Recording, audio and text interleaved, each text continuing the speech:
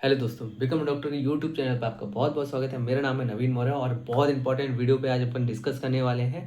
सबसे ज़्यादा मेरे पास कमेंट इस बात पे आ रहे हैं कि आयुष काउंसलिंग कब चालू होने वाली है। उसी से रिलेटेड बहुत सारी बातें अपन करने वाले हैं जो कि बहुत ज़्यादा ज़रूरी है। 2026 2027 यानी 26-27 के सेशन में अगर आप BAMS BHMS BOMS में आप एडमिशन लेने वाले हो या फिर BDS से रिलेटेड आप कंफ्यूज हो और फिर आयुष कोर्स में आप एनरोल होने वाले हो या फिर MBBS आप अचीव नहीं कर पा रहे हो, किसी ना किसी प्रॉब्लम से आपकी स्कॉलरशिप नहीं लग पा रही है या फैमिली कंडीशंस की वजह से आपका MBBS वाला सपना पूरा नहीं हो पा रहा है, तो अपन आयुष कोर्स की तरफ आ रहे हैं। तो अपन 4 या 5 मतलब बेसिकली 4 अपन बातों पे डिस्कस करने वाले हैं। सबसे पहला पॉइंट ये है MP आयुष कब से हो सकता है, इसके बारे में मैं बताने वाला हूँ अच्छे से। सेकंड पॉइंट ये सिक्योरिटी डिपॉजिट इसमें कितनी लगती है। MBBS में तो बहुत ज़्यादा लगती है, 1 लाख 2 लाख, अलग अलग स्टेट में अलग अलग टाइप से वेरी करती है। और जैसे तीसरा क्वेश्चन ये है, ड्रॉप लें या प्राइवेट या गवर्नमेंट BMS BHMS ज्वाइन करें। चौथा है, क्या गलतियां हो सकती है कि आयुष काउंसलिंग से भी आप डिबार्ड किए जा सकते हो या फिर बैन किए जा सकते हो, वो भी चीज़ मैं बताने वाला हूं। पिछले साल बहुत से बच्चे हुए यूपी आयुष काउंसलिंग के बारे में आप जानते हैं, बहुत से बच्चों को हटा दिया जाता है। जैसे पिछले साल कुछ बच्चों को कुछ कंडीशंस रखी गई थी, उनका फुलफिल नहीं किए, तो इस साल वो लोग आयुष काउंसलिंग में पार्टिसिपेट नहीं कर पाएंगे।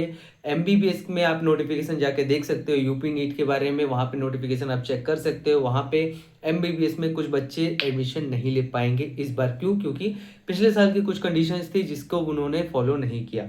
पांचवा पॉइंट ये है, BMS वर्सेस BHMS या BDS। तो सबसे पहला क्वेश्चन अपना क्या था? सबसे पहला क्वेश्चन ये था कि MP आयुष कब से हो सकता है या फिर अदर स्टेट के आयुष काउंसलिंग कब से हो सकते हैं। तो उससे पहले अगर जिसने अभी तक सब्सक्राइब नहीं किया तो सब्सक्राइब कर लो, लाइक जरूर कर लेना। ऐसे ही आयुष काउंसलिंग से रिलेटेड एकदम लास्ट मोमेंट तक अपन चलेंगे, हर एक काउंसलिंग की स्टेप बाय स्टेप, हर एक नया रूल, MP की जो गाइडलाइन निकलती है उस पर भी अपन डिस्कस करने वाले हैं। बहुत सारी चीज़ें, और जिसको अगर एडमिशन से रिलेटेड कुछ डाउट, इंक्वायरी या फिर कुछ भी क्वेरी है तो वो कमेंट बॉक्स में एक लिंक पिन है, उसमें जाके फिल लिंक को ओपन करके उसमें अपना नाम डिटेल कुछ भर देना। बाकी हमारी तरफ से एक कॉल आएगा, आपको हेल्प करने की पूरी पॉसिबल कोशिश करेंगे। तो अपना जो क्वेश्चन था कि MP आयुष की काउंसलिंग कब चालू होगी, देखो सबसे पहला क्वेश्चन अपना ये होता है कि MP आयुष काउंसलिंग का नंबर कब लगता है।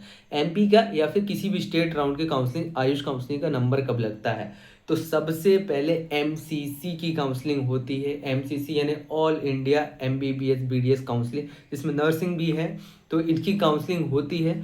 तो अब नोटिफिकेशन पे नोटिफिकेशन ये लोग डाल रहे हैं कि शेड्यूल आपका एक्सटेंड हो चुका है। कितना एक्सटेंड हो चुका है, कभी 18 तारीख को ये लोग रिजल्ट ला रहे हैं, कभी 20 तारीख को ला रहे हैं, कभी 21 तारीख को ला रहे हैं। तो धीरे धीरे इनका शेड्यूल एक्सटेंड होते जा रहा है। इसी तरह से बहुत सारे स्टेट का अलग अलग, कर्नाटका की बात नहीं करूंगा, उन्होंने राउंड 1 का रिजल्ट भी अपना निकाल दिया है MBBS का।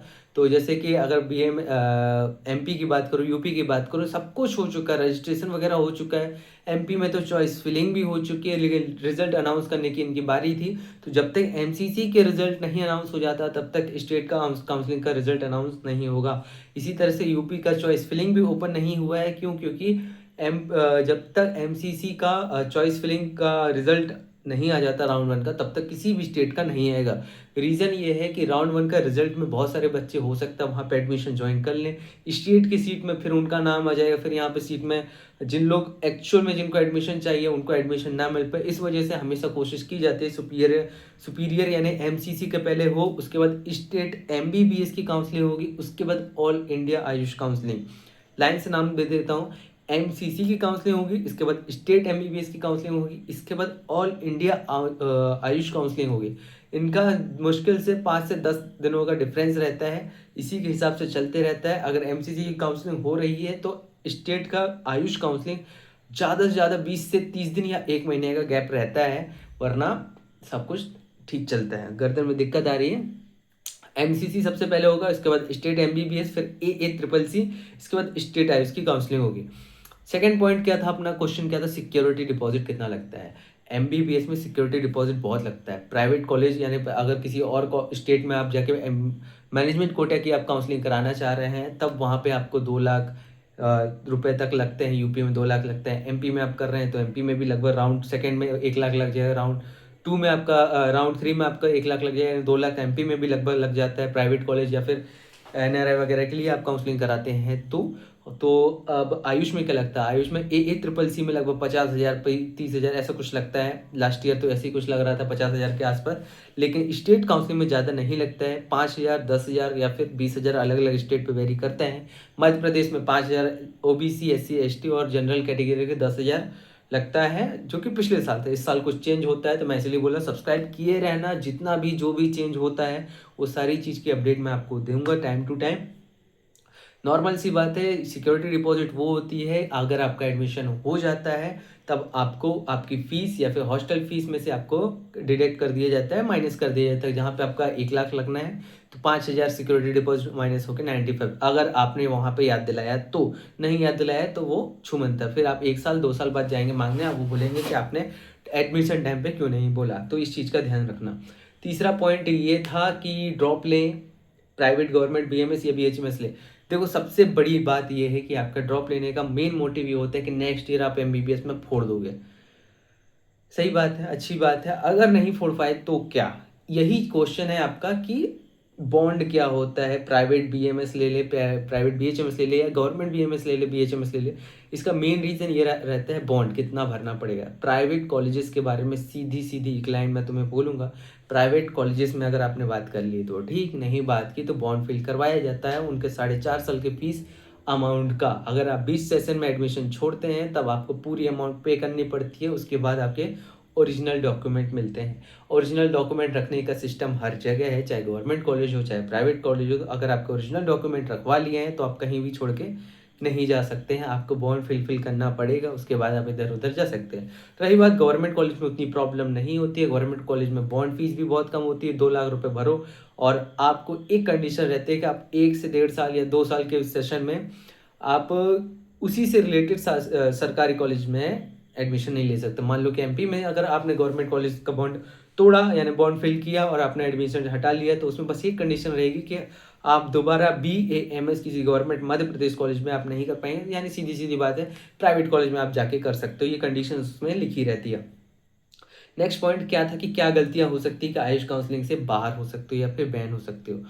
राउंड 1, राउंड 2, राउंड 3 जो कि मेन काउंसलिंग राउंड्स होते हैं। उसके बाद मेन काउंसलिंग राउंड ये भी होते हैं जिनको स्टे वैकेंसी राउंड कहते हैं, लेकिन स्टे वैकेंसी राउंड हर जगह का अलग अलग टाइप से चलता है। CLC लेवल का चलता है या फिर स्टे वैकेंसी राउंड काउंसलिंग के माध्यम से चलता है या फिर बहुत सी चीज़ें अलग टाइप से सिस्टम के हिसाब से चलता रहता है। अब गलतियाँ क्या होती है AACCC में, ये मैंने टैब में आपके क्वेश्चंस बना रखे हैं ताकि मैं भूलूँ ना, वही मैं बार बार इधर देख रहा हूँ। हाँ, अब मेन क्वेश्चन ये है कि AACCC यानी कि जो ऑल इंडिया आयुष काउंसलिंग होती है, ऑल इंडिया आयुष काउंसलिंग में अगर किसी को सीट अलॉट होती है, राउंड 1, राउंड 2, राउंड 3, कंडीशन सबकी अलग अलग होती है। राउंड 1 एक तरफ से जैसा भी इस साल का रूल आएगा मैं आपको अपडेट कर दूंगा, लेकिन मान लो उसमें किसी भी राउंड में आपको एक सिंपल शब्दों में बस समझा रहा हूँ, किसी भी राउंड में आपको कॉलेज अगर अलॉट होता है, प्राइवेट चाहे गवर्नमेंट चाहे कुछ भी, तो आपको आप स्टे वैकेंसी राउंड में नहीं जा सकते ऑल इंडिया के, ठीक है, अगर आप वहाँ पे एडमिशन नहीं लेते हो। और सीधी सीधी बात ये भी है कि कुछ टाइम पे कंडीशंस ये भी अप्लाई हो जाती हैं, अगर आपको वहाँ पे AACCC में कॉलेज अलॉट हो जाता है तब आप स्टेट की काउंसलिंग में भी एडमिशन नहीं ले सकते हैं। स्टेट की काउंसलिंग में आप पार्टिसिपेट चलो कर दिए, आपको कॉलेज अलॉट भी हो गया, लेकिन एडमिशन टाइम पे आपको नोटिस आ जाएगी कि आप इसमें पार्टिसिपेट नहीं कर सकते। तो सीधी सीधी बात है, आप AACCC से भी हाथ धो चुके होगे, आप स्टेट काउंसलिंग से भी हाथ धो चुके होगे।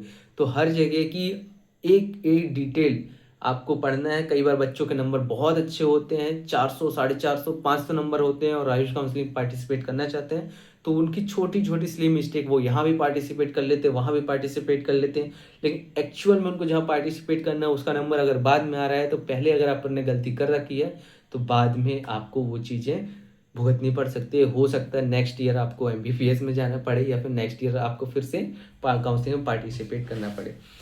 लास्ट क्वेश्चन अपना ये है कि BMS वर्सेस BHMS या फिर BDS क्या करना चाहिए। ये बहुत डिटेल में ये बात होएगी क्योंकि ये एक छोटा टॉपिक नहीं है बच्चों, बहुत बड़ा डाउट है। मेरा भी आज से 4 साल पहले ये डाउट था, मैं किस स्थिति से निकला हूँ, इन सब चीज़ों को क्या कैलकुलेट करके मैंने BMS चॉइस किया, तो उसके बारे में मैं नेक्स्ट वीडियो जरूर बताऊंगा। तो नेक्स्ट वीडियो में इस पर बात करते हैं। जिसने अभी तक सब्सक्राइब नहीं किया या फिर और भी कुछ इंपॉर्टेंट टॉपिक्स के बारे में जानना चाहते हैं तो चैनल पे विजिट करके अपने हिसाब से आप जाके चीज़ों को देख सकते हो।